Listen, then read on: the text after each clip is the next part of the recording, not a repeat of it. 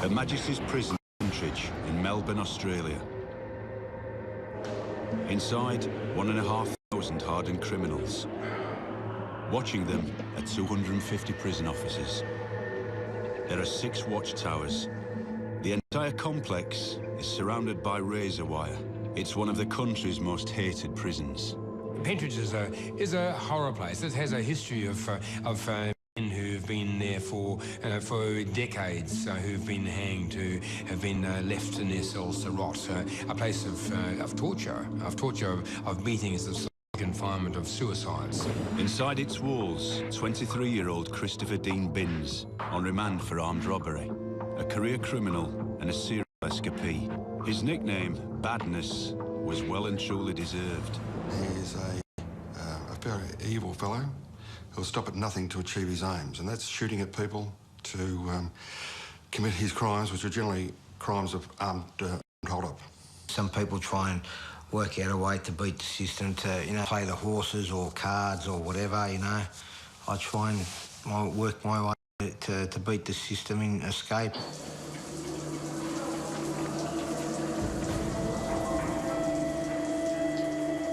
On the 28th of August 1992, Bin's escape starts with a twist of fate.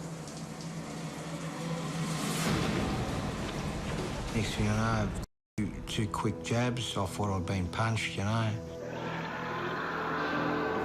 Vulnerable in the showers.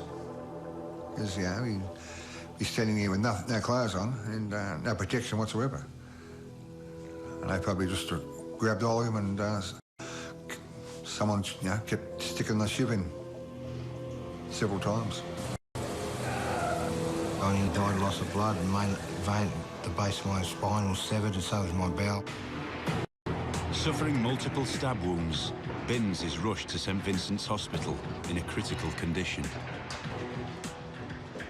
He's placed in a high-security locked ward. Armed guards are posted, keeping watch 24/7. Fighting for his life, it would seem there is little chance of escape. But authorities had yet to learn. Never underestimate Binse. Or so it seems. Binse spends 10 days in his room, located on the hospital's 7th floor. The ward is sealed by deadlocked steel-plated doors, with prison guards on watch day and night. Inside and outside Binse's room. A totally secure medical fortress.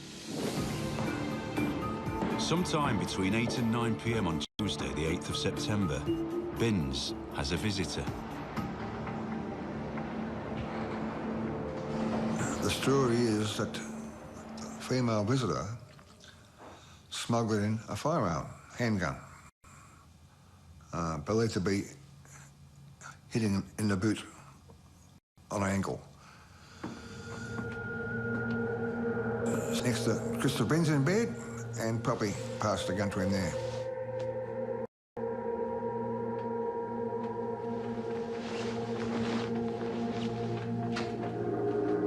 When the guard near his bed turned his back for a second, Binse made his move.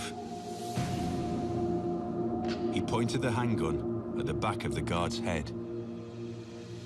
It's a traumatic situation to have a gun pointed at your head, having threats made, not knowing what might happen in the next few seconds. A few things were said. He was very, he's going to be, how can I say it, cooperative in my attempts to flee. Binse forces the guard to open the first deadlocked door. In the control room, he threatens the second guard. That officer in the control room, again, he would have been terrified and thinking, my God, he's got to kill him. So he done the right thing, he opened the doors. Binse gets into a lift. It takes him to the ground floor. He then runs through the emergency department carrying the gun. Wearing only a hospital gown, he runs out of the building and along Victoria Parade and vanishes into the night. Binse has turned tragedy into opportunity and pulled off the perfect escape. A prisoner awaiting trial in Melbourne has escaped from St Vincent's Hospital's high-security ward. Police say guards were forced to open a secure door on the hospital's upper level when the man produced a revolver. Police have described him as dangerous. They're investigating the theft of a panel van from the nearby exhibition building's car park and say it may have been used for the getaway. 23-year-old Binse was awaiting trial on 3 counts of armed robbery and had been placed in the hospital after being stabbed in a prison incident. Bleeding profusely from his wounds, Binse has vanished into the night. Police helicopter, car and foot patrols are dispatched immediately. Binse was a very dangerous person, both when he was committing crimes and on the run. He was always armed with a handgun. They were looking in the wrong state. I was in Sydney by the next day. Too much heat for me in Victoria. I was splashed all over the news, so went there where it wasn't so tropical. 7 days after Binse's escape, police still had no idea where he was, and Binse had a problem. I need quick money, and so I just decided to rob a bank. This gave the police the breakthrough they needed. An informant tipped them off that the bank robber, Binse. Armed hold-up squad police began watching his home in Pittwater Road, Boronia Park, near Gladesville last night. Detectives swooped, acting on information that one of the men was an escapee from Melbourne. Binse will also be questioned over Monday's robbery at the Commonwealth Bank at Chatswood, where a gunman fired his way out through a glass door. Melbourne detectives are tonight on their way to Sydney to seek Binse's extradition. It's almost like a bonus. It's like winning Taslotta. To get somebody back like that after a short period, because you expect it to be months. It was prison again for Binse, this time in a different state. Parramatta Correctional Centre in Sydney, New South Wales, the oldest jail in Australia.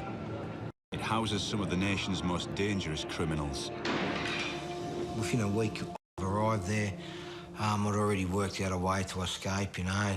Chris always looked for a way out, and Chris never saw a brick wall as being more than a collection of bricks with a bit of mortar that wasn't particularly strong, right? The first thing Binse needs is a hacksaw blade. It was thrown over to us from the wall, over the wall. You know, we managed to throw over a certain location at the jail. He makes a rope. 2 pairs of bed sheets just torn in half, and then tied in knots and fashioned, hooked up together. It takes Binse 2 weeks to saw through the bars of his cell window. At 2:15 p.m. on the 25th of October 1992, he lowers himself out the window with the bedsheet rope and onto the roof. But before I actually got airborne, I had to scale the razor ribbon around the thing. If my foot had got caught in that, I would have died. Binse jumps an astonishing 4.5 metres onto another roof. I made it. Just my imprints are on the roof today, on the tin roof to this day. An officer in the watchtower spots Binse. He aims and fires, but the bullet misses. I had some ropes I had tied together, fashioned together. They were supposed to be hooked up to the toilet pipe, the air thing. I hooked that over. I went to abseil across, down, but across in a perimeter fence. Binse's sheet rope breaks, and he crashes 6 metres to the ground, breaking his wrist in the fall. I couldn't feel it at the time because I'd already been shot at, you know, and my adrenaline's pumping. And I was in like no man's land, in the sterile zone. One tower here, one tower here. All they had to do is spit at me, you know, like really. I'm only 10 feet from them on their walkway, the catwalk, you know. In a hail of bullets, Binse climbs the perimeter fence and vanishes again. In Sydney, Australia, armed robber Christopher Binse is on the run again for the second time in 6 weeks. A dangerous prisoner is on the loose tonight after a daring escape from Parramatta Jail. Christopher Binse was in Parramatta Jail on remand, awaiting trial on armed robbery charges. Last month he escaped from custody in Melbourne, but was recaptured after a bank raid at Chatswood in Sydney. Late yesterday, Binse sawed through metal bars in his cell, climbed over a barbed wire fence, then fled in a waiting car. Police say he may be dangerous and should not be approached. He would be one of the most dangerous criminals to ever have been on the run.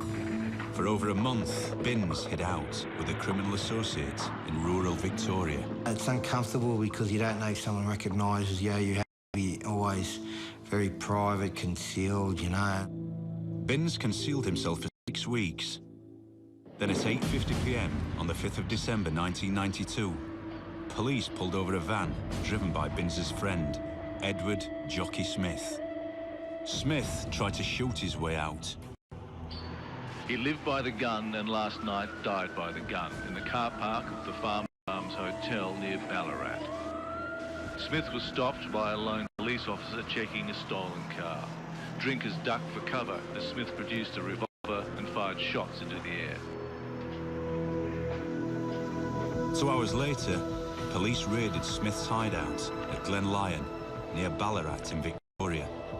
They made an extraordinary discovery. Christopher Binse. Oh, I was ecstatic. I thought this was one of our finest moments. Badness was to spend the next 13 years in prison. In 1995, he cut his way out of his maximum security cell and was recaptured in the prison grounds. Binse was transferred to the Supermax facility at Goulburn Correctional Centre in New South Wales, where he was shackled 23 hours a day. In 2005, he was released from jail. Soon after, he threatened to shoot 2 nightclub employees. He was sent back to prison. Leopard never changes its spots. I'm a leopard whose spots have begun to fade. A recidivist criminal. He's a career criminal. Christopher Binse, there's always a cell waiting for you. In April 2008, Christopher Binse walked out of prison a free man.